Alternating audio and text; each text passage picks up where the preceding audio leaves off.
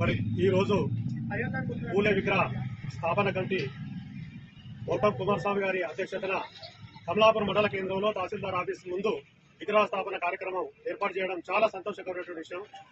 మరి జ్యోతిరావు పూలే, సావిత్రిబాయి పూలే గురించి మనందరికీ తెలిసిన విషయమే.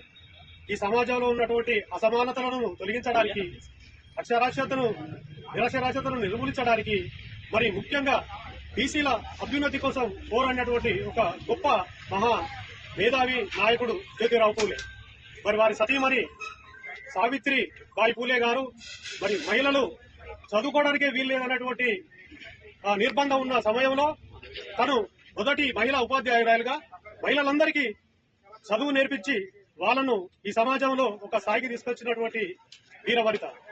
మరి అటువంటి వారి విగ్రహాన్ని మనం ఇక్కడ ఏర్పాటు చేసుకోవడం చాలా సంతోషకరమైన విషయం. ఆ విగ్రహ స్థాపన ఆలోచన రావడం, మాధవ కుమారస్వామి గారికి రావడం, ఇది కార్యరూపం దాల్చడం అనేది చాలా సంతోషకరమైనటువంటి విషయము.